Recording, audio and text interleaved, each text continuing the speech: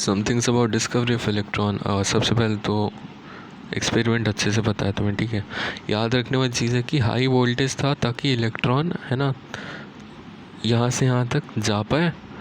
दूसरा कि प्रेशर बहुत कम था गैस का ताकि इलेक्ट्रॉन गैस वैस के मॉलिक्यूल से कोलाइड ना करने लगे।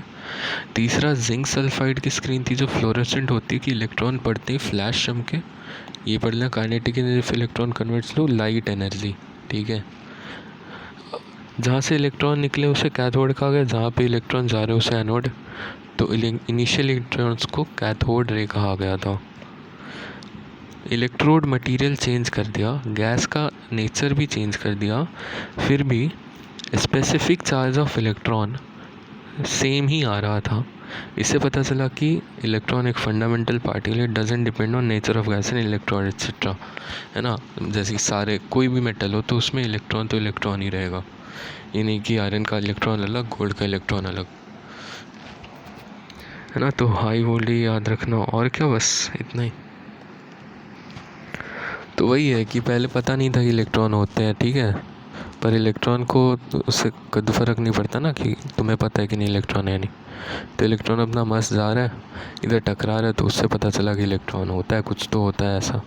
और नेगेटिवली चार्ज था इसलिए क्योंकि ये कहाँ से कहाँ जा रहा है, नेगेटिव वाली प्लेट से पॉजिटिव वाली प्लेट की तरफ ना, लो से हाई पोटेंशियल, इसलिए पता चला कि नेगेटिव की चार्ज है।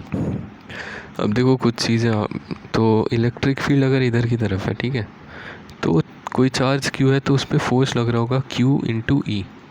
अब ध्यान से देखना, अगर चार्ज पॉजिटिव है तो चार्ज पर फोर्स इलेक्ट्रिक फील्ड की डायरेक्शन में ही लगेगा, अगर चार्ज नेगेटिव है तो इससे उल्टा। इतना समझ गया मैग्नेटिक फील्ड के बारे में आता है। और हाँ, ये भी कि पॉजिटिव से नेगेटिव इलेक्ट्रिक फील्ड होती है, ठीक है। देखो ये है मैग्नेटिक फील्ड, ये है वेलोसिटी। वेलोसिटी किसकी, किसी Q चार्ज की, ठीक है। तो मैंने कहा कि दोनों के बीच एंगल थीटा है, दो वेक्टर्स को तो एक प्लेन में हमेशा रख सकते हैं। तो जो मैग्नेटिक फोर्स लग रहा होगा उस Q चार्ज पे होगा Q times V cross B। V vector पर हाथ रखो और B वेक्टर की तरफ कर्ल करो, तो अंगूठा जिधर पॉइंट करेगा, है ना, वो हो गया। तो अगर चार्ज पॉजिटिव है तो अंगूठा जिधर पॉइंट कर रहा है उसी डायरेक्शन में फोर्स लग रहा होगा। तो अगर चार्ज पॉजिटिव है तो यहाँ के कैप फोर्स आएगा, है ना, प्लेन से ऊपर की तरफ। और अगर चार्ज नेगेटिव है तो माइनस के कैप आ जाएगा फोर्स प्लेन के अंदर की तरफ। तो ये चीज़ फिर ध्यान रखने वाली है। और मैग्नेटिक फील्ड नॉर्थ पोल से साउथ पोल की तरफ होती है, ठीक है। और V क्रॉस B में अगर दोनों के बीच का एंगल 90 है तो साइन थीटा 1 हो जाएगा। अब देखो स्पेसिफिक चार्ज निकालना था इलेक्ट्रिक और मैग्नेटिक फील्ड की मदद से। कैसे निकालेंगे, सेम वही डिस्चार्ज ट्यूब को बस एक और रीजन से कनेक्ट कर दिया। और अब हमने कहा कि ये जो इलेक्ट्रॉन है, ये कुछ इलेक्ट्रॉन इसमें से निकल के इधर की तरफ चला जाएगा। तो इस पॉइंट पर, है ना, अगर कोई इलेक्ट्रॉन सीधा स्ट्रेट जा रहा है, कोई डेविएशन नहीं है, यानी कि एक तो जो इलेक्ट्रिक फोर्स इस पे लग रहा है, इलेक्ट्रिक फील्ड इधर की तरफ है पॉजिटिव से नेगेटिव, तो इलेक्ट्रिक फोर्स इधर की तरफ लगेगा ई, है ना। और मैग्नेटिक फोर्स जो लग रहा है वो बराबर होना चाहिए एंड ऑपोजिट होना चाहिए। तो हम चाहते हैं मैग्नेटिक फोर्स इधर लगे, ठीक है। अब नेगेटिव है ना, तो V क्रॉस B के उल्टा डायरेक्शन में लगेगा। अब देखो मैग्नेटिक फील्ड तो इधर से इधर हो गई, वेलोसिटी है ऐसी, राइट। तो अंगूठा तुम्हारे ऊपर की तरफ आ रहा है लेकिन इलेक्ट्रॉन पे फोर्स नीचे लगेगा, इसलिए नॉर्थ को इधर रखा और साउथ को इधर। और कितना लगेगा फोर्स, V क्रॉस B, पर एंगल है 90, तो EVB, ठीक है। अब अगर इलेक्ट्रॉन स्ट्रेट चला जा रहा है, कोई डेविएशन नहीं है, तो पक्की बात है कि ये दोनों बराबर होंगे। तो यहाँ से V तुम्हारा आ गया E/B। अगर मैं इलेक्ट्रिक फील्ड हटा दूँ, यानी कि ये प्लेट्स हटा दूँ यहाँ से, तब भी जो इलेक्ट्रॉन यहाँ पर आएगा, जब तक मैग्नेटिक फील्ड के, है ना, प्रॉपर अंदर नहीं आ रहे, तो इसकी वेलोसिटी इतनी ही होगी ना, हम मान सकते हैं। क्योंकि वर्टिकल में तो अभी इसके जस्ट पहले तक फोर्स तो था नहीं, और इतनी स्ट्रॉन्ग मैग्नेटिक फील्ड है नहीं कि ज़्यादा दूर में अपना कवरेज करे, तो बस वही।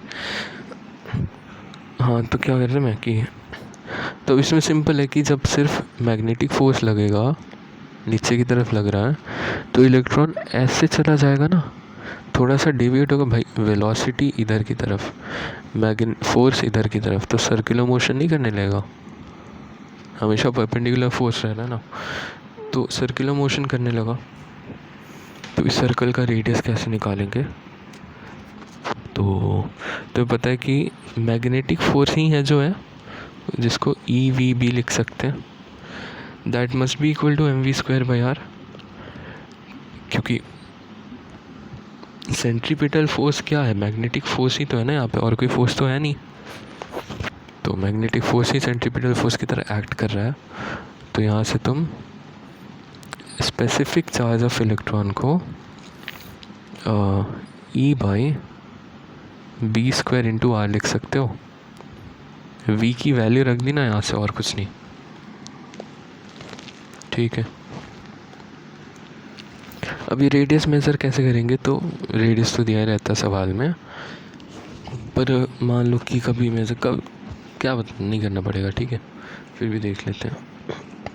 तो जहाँ इलेक्ट्रॉन पड़ेगा वहाँ फ्लैश होगी जिंक सल्फाइड की स्क्रीन पे, तो मार्क कर लेना वहाँ पर एक, और जहाँ से फोर्स लगना चालू हुआ वो तो तुम जानते हो, यहाँ पे मार्क कर लेना एक।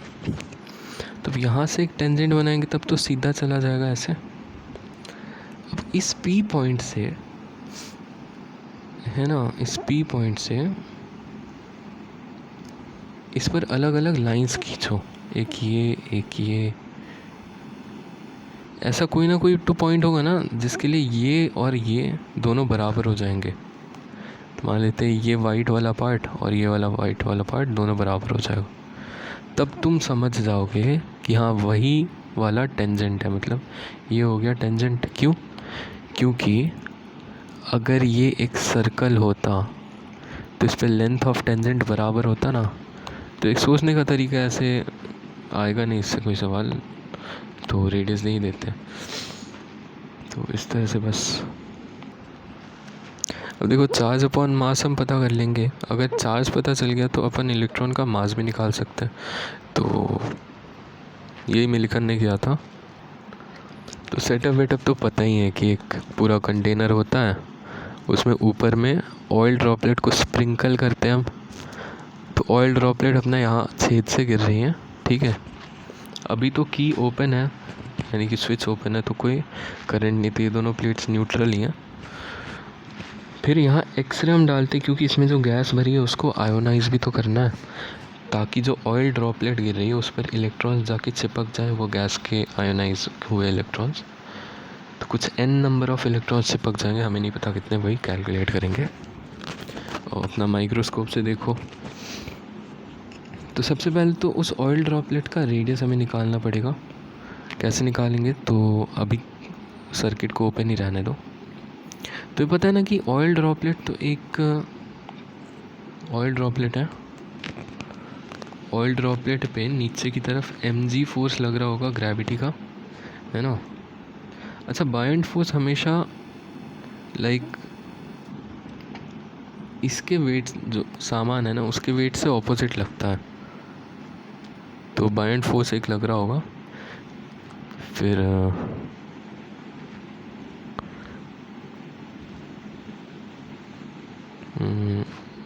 और क्या रहेगा? हाँ, ड्रैग फोर्स लगेगा। ये देखो यहाँ पे भी पड़ा हुआ है। तो अच्छा, ड्रैग फोर्स कैसे? एयर जो होगी ना वो ड्रैग फोर्स लगा रही होगी। तो इनिशियली देखा गया कि नीचे की तरफ गिर रहा है, तो ड्रैग फोर्स हमेशा ऑपोजिट टू मोशन लगता है, तो FD1 लिख दिया इसे। तुम स्काई डाइव भी कर रहे होगे, तो एक पॉइंट ऐसा आएगा लास्ट में जब तुम्हारी स्पीड कांस्टेंट हो जाएगी, उसको टर्मिनल स्पीड बोलते हैं, तो उस टाइम नेट फोर्स 0 होगा। तो वो हमने लिख दिया कि उस टाइम नेट फोर्स 0 है। अब देखो, ग्रेविटी को mg लिख दिया। FD क्या होता है? वेट ऑफ डिस्प्लेस्ड फ्लूइड होता है ना, तो mass of fluid into g। अब मास ऑफ फ्लूइड कैसे निकालें? Volume of displaced fluid into density of the fluid. Volume of displaced fluid is the same as volume of oil drop which is 4/3 pi r cube, और फिर उसका density उसकी fluid की लिखती और जी से मल्टीप्लाई कर दिया। अब ड्रैग फोर्स याद रखना 6π/r_v है ना। अब मैंने कहा कि कोई टर्मिनल स्पीड आ जाएगी v1, उस टाइम ड्रैग फोर्स कितना लग रहा होगा? उस टाइम ड्रैग फोर्स लग रहा होगा 6π/r_v1। तो अब देखो मास ऑफ ऑयल ड्रॉप क्या होगा? वॉल्यूम इनटू ऑयल की डेंसिटी। तो यहाँ से इक्वेशन बन जाएगी और ये इतना आ जाएगा, ठीक है। तो इसमें ये चीज़ है कि अब ड्रैग फोर्स क्यों ऐसा होता है, क्योंकि नीचे गिर रहा है तो वेलोसिटी स्पीड बढ़ती जा रही है, तो ड्रैग फोर्स भी बढ़ता जा रहा है। तो एक पॉइंट आएगा ना जब ये नीचे वाले फोर्स को बैलेंस कर देगा। तो ठीक है, तो एक बार ये देख लो और उसके बाद how to find the radius of oil drop इस तरह से फाइंड करेंगे।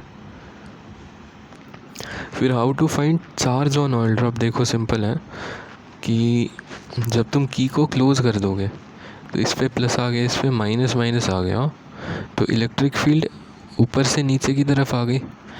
अब ऑयल ड्रॉप तो नेगेटिवली चार्ज है क्योंकि इलेक्ट्रॉन चिपके हुए ना, तो इलेक्ट्रॉन पे फोर्स ऊपर लेगा, कुछ क्यूई टाइप है ना, हमें नहीं पता कितने इलेक्ट्रॉन्स है, तो क्यू बोल दिया चार्ज को। तो मैंने कहा कि अब ये इक्वेशन बनेगी कि ऑयल ड्रॉप पर एक तो नीचे mg लग रहा है, ऊपर बायंड फोर्स, अच्छा बायंड फोर्स सेम ही रहेगा क्योंकि same volume of fluid displace हो रहा है ना, और फ्लूइड का तो क्या होता है डेंसिटी भी सेम है। ऊपर की तरफ इलेक्ट्रिक फोर्स, अब तुम्हें पता है कि मास तो, अब electric force will be much greater than mg because mass is very small, कितने भी इलेक्ट्रॉन हो जाए। तो अब ये ऑयल ड्रॉप ऊपर जाने लगा था तो ड्रैग फोर्स सबको नीचे लगेगा, ठीक है, FD2। तुमने कहा कि फिर कोई टर्मिनल स्पीड इसकी आ जाएगी v2, तो उस टाइम जो ड्रैग फोर्स लग रहा हो जाएगा 6π/r_v2, जहाँ r है रेडियस ऑफ ऑयल ड्रॉप। तो टर्मिनल स्पीड आ गई तो फिर नेट फोर्स 0 हो जाएगा, है ना। तो इक्वेशन 1 में से Fg की वैल्यू अगर रख दें तो हमारे पास ये आता है और सारे मैग्नीट्यूड ही हैं, तो QE बराबर 6π/r_v1 + v2। तो Q भी तुम्हारे पास आ गया ना कि ऑयल ड्रॉप पर कितना चार्ज रहेगा, ठीक है। अब अलग अलग ट्रायल्स में हमें हमेशा Q integral multiple of 1.6 × 10⁻⁻19 coulomb मिला, राइट। तो हमें पता है कि कुछ इंटीजर नंबर ऑफ इलेक्ट्रॉन्स चिपके होंगे उस ऑयल ड्रॉप पे, मतलब मान लो 10-15 इलेक्ट्रॉन्स कितने भी। अब this is very much less than 1, तो ये तो कोई इंटीजर तो बनेगा नहीं। ऐसा नहीं कि 2.7 होता तो 2 + समथिंग लिखते थे, फिर इसको क्या ही लिखेंगे, कुछ नहीं, ये तो खुद ही 0 समथिंग है।